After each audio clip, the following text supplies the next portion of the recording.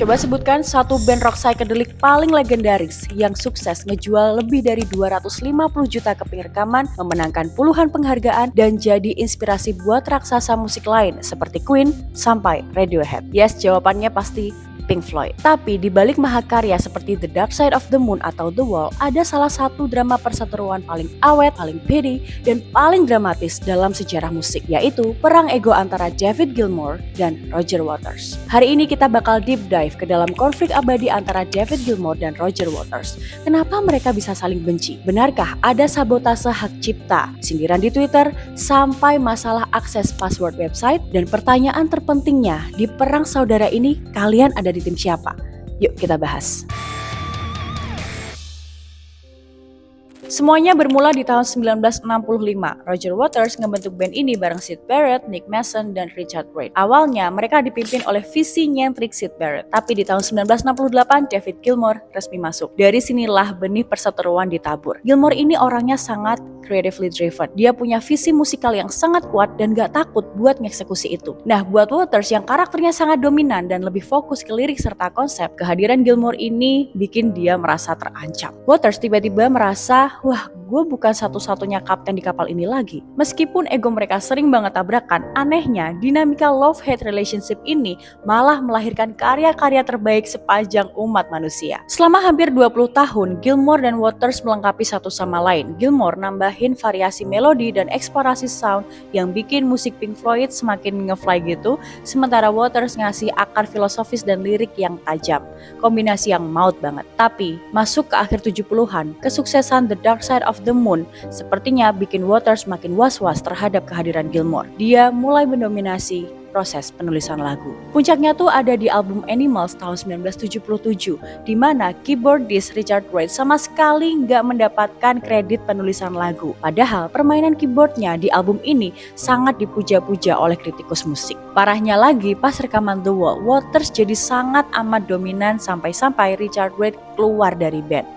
Meski akhirnya balik lagi, tapi statusnya tuh sebagai musisi sewaan gitu. Walaupun jadi musisi sewaan, Richard Wright malah jadi satu-satunya orang yang untung karena dia digaji bulanan. Sementara anggota lain merugi besar karena nombok produksian konser yang gede banget. Smart move banget dari Richard Wright. Di tengah perselisihan ini, Gilmour sempat bikin album solo di tahun 1978 untuk ngebuktiin kalau dia bisa berkarya tanpa kekangan Waters. Tapi ketegangan udah terlalu memuncak. Puncaknya di tahun 1985, Roger Waters menyatakan keluar dari Pink Floyd karena perbedaan kreatif. Apakah masalahnya udah selesai? Oh, tentu tidak. Waters dengan egonya yakin banget kalau Pink Floyd itu adalah dirinya. Dia merasa band ini udah mati secara kreatif tanpa dia. Jadi, setahun kemudian dia bawa masalah ini ke pengadilan untuk ngebubarin Pink Floyd secara legal. Lalu gimana dengan Gilmour dan Mason? Jelas mereka nolak mundur karena mereka merasa kalau band ini masih hidup dan berhak lanjut bikin musik. Setelah perseteruan hukum berbulan-bulan yang ngabisin banyak biaya, akhirnya Roger Waters nyerah di tahun 1987. Bertahun-tahun kemudian, Roger Waters memang ngaku kalau usahanya ngebubarin Pink Floyd adalah sebuah kesalahan. Tapi apakah pengakuan itu bikin mereka baikan?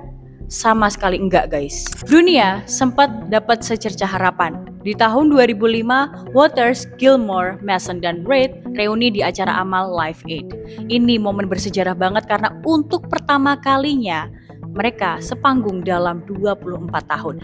Bahkan setelah itu mereka ditawarin 150 juta pound sterling atau sekitar 3 triliun rupiah buat tur bareng lagi. Dan coba tebak, mereka tolak. Uang 3 triliun rupiah nggak bisa ngebeli ego mereka buat kerja bareng jangka panjang. Mereka memang sempet main bareng lagi di acara amal tahun 2010 dan di London O2 Arena tahun 2011. Tapi makin kesini dramanya makin kayak bocah, guys. Semakin childish gitu. Tahun 2020, Waters ngomel-ngomel di Twitter pakai video berdurasi 5 menit. Dia marah besar karena dia di-ban oleh Gilmour dari website dan media sosial resmi Pink Floyd. Waters protes keras keras kenapa Polly Samson, istri Gilmore, boleh promosi novelnya di akun Pink Floyd, sementara proyek solo Waters nggak boleh disebut sama sekali. Belum selesai sampai di situ, di tahun 2022 mereka berantem lagi cuma gara-gara urusan liner notes atau catatan pinggir buat rilis ulang album Animals. Sampai-sampai Gilmore nyindir soal seseorang yang keras kepala. Dan kalau kamu pikir ngerebutin password website itu udah yang paling parah, perseteruan ini ternyata memanas sampai ke urusan politik dan tuduhan serius. Beberapa waktu lalu, Roger Waters ngeluarin komentar kontroversial soal konflik Rusia-Ukraina. Intinya, dia bilang kalau invasi Rusia ke Ukraina itu bisa dibenarkan karena memang ada provokasi dari pihak Ukrainanya sendiri. Jadi sementara Gilmore dan Pink Floyd bikin lagu Hey Hey Rise Up buat ngebantu korban perang di Ukraina, Waters malah ngedukung pihak Rusia. Istri Gilmore, Polly Samson, langsung ngeblast Waters di Twitter, nyebut dia sebagai antisemitik sampai ke inti yang busuk, apologis Putin, pembohong, pencuri, munafik, dan megalomania. Reaksi Gilmore, dia langsung nge-retweet cuitan istrinya dan nambahin, setiap kata yang diucapkan terbukti benar. Kebencian ini bahkan sampai nular ke panggung tur solo masing-masing. David Gilmour di tur terbarunya nyaris ngehapus banyak lagu di era Waters dan lebih milih ngebawain lagu-lagu dari album pasca Waters kayak The Division Bell atau lagu solonya. Di sisi lain, Roger Waters di turnya ngebawain banyak banget lagu klasik Pink Floyd era Golden Age. Tapi, dan ini picik banget, saat dia bawain Comfortably Numb, Waters sengaja ngerombak total lagunya jadi super dark dan ngilangin solo gitar ikonik Gilmour di akhir lagu.